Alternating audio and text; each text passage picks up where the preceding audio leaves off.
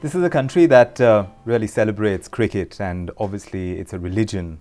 And to many, Sachin Tendulkar is God. And I mean, I wouldn't be the first one saying it, but Boria Majumdar has tracked it all along. Cricket historian, it's great to have you with us, Boria. Pleasure. And of course, this is a prime moment to be able to chat with you, because Sachin Tendulkar is making his way out in that. Just made his way out. Has just made his way out. Yes, it is. You know, for me, it's a personally emotional moment, having known the man. It's a mixed feeling. On the one hand, I'm delighted at this farewell and the way he batted at his last innings, 74. Beautifully sort of, he crafted it. Majestic innings. On the other hand, the notion that we will not see the master again walking out in white flannels for India, looking at the sky, taking those 10, 12 steps, taking guard, letting the crowd, sort of letting the scream die down, getting mellowed, pull up his pads, all of these are part of our national imagination. Yes, Tendulkar is a habit. For me, he's not a cricketer. He's an idea. And a hard habit to break. Absolutely. A constant over the last 24 years. We've had 9 prime ministers, 7 general elections, import substitution to economic liberalization. There has been one constant, and that's Tendulkar. And will the magic last? Now, that is the important question that is being asked, right? Because in that sense, the nation hungry for a hero found that in Sachin Tendulkar. But how is the future going to look back at Sachin Tendulkar and what he did, not just for the game of cricket, but in general? There are 2 parts to that question. Basically, it's a legacy question. What will be his real legacy? I think he's given a million more or billion more a new dream.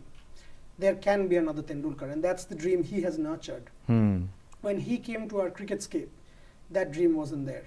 A lower middle class Mumbaiker making it to where he is from an absolutely no financial background to perhaps now worth $150 million. That is a dream that now every Indian wants to live, because Sachin Tendulkar epitomizes the virtues of modesty and humility.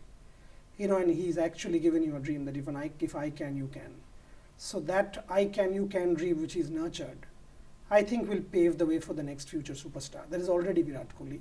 There is already a Rohit Sharma who's been a revolution this year. So Indian cricket will not stop still, but at the same time, for people like me, it is a very deeply personal thing, because the affection for Sachin transcended the boundary of cricket. But it was Sachin the man. Sure. So that is a problem to digest. But I'm just wondering if the model is changing in that sense, looking at the 2 names that you mentioned, Virat Kohli being one of them. Aggression beyond what we've seen as part of the Indian cricket team has to change, because Tendulkar was a different generation.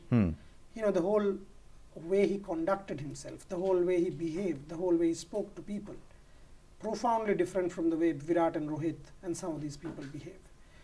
They are aggressive, not necessarily bad, but it's a different culture. It's a different culture, it's a different day, it's a different era. So Tendulkar perhaps was the only remnant of that last sort of great era of Indian cricket, the Tendulkars, the Gangulis, the Lakshmans, the Dravids and the Kumbles. And the fact of the matter is, these people, every good thing has to come to an end, and every great thing has to come to an end. This one did.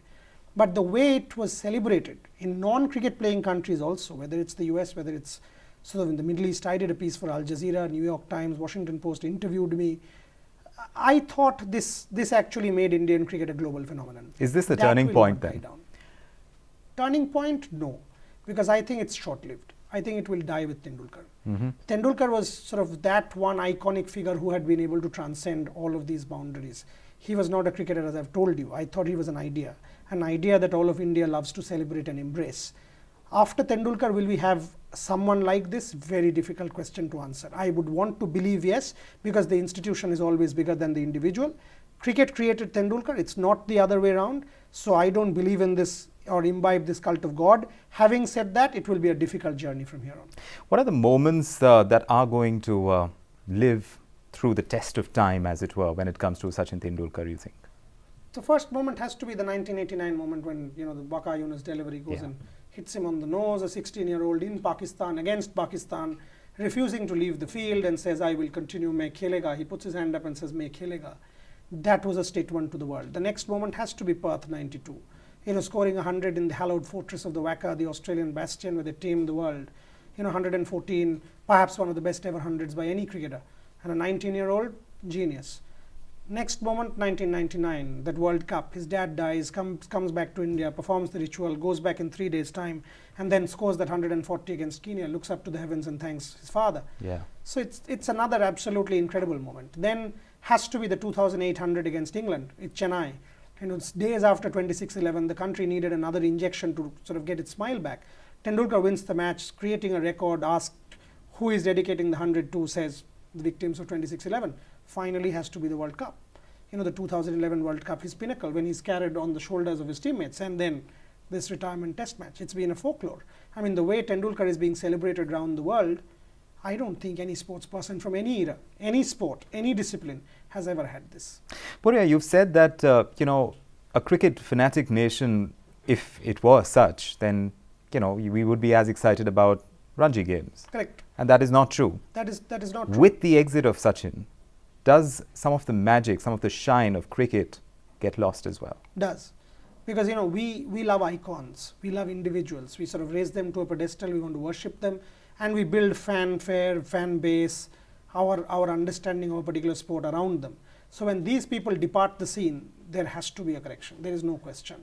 Tendulkar was one of those superhuman icons, and anyone who was there at the Wankhede would understand what I'm talking about. 33,000 people standing up at every shot.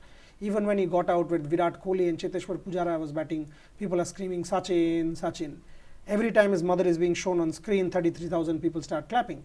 So this kind of a person living the cricketscape, there has to be a void. So what next now? Because obviously we're looking at more milestones, more things to write about as a historian. So does your job get any more difficult now about, being able to chronicle what happens in the game? As an analyst, yes. There are two facets to it. One is the economy of the sport, the business of sport. On the other hand is the real game. I don't think the real game will have a problem because India has enough talent. But on the other side, the business of sport, the economy of sport, the commercial part of sport, where cricket goes in India from here will be a very interesting question to ask. Yes, and you'll be watching that space very closely, Boria. Definitely so. And maybe at Literature Live at some point in time talk about it. Absolutely. We look forward, Boria. Thanks so much for talking to us. Thank you.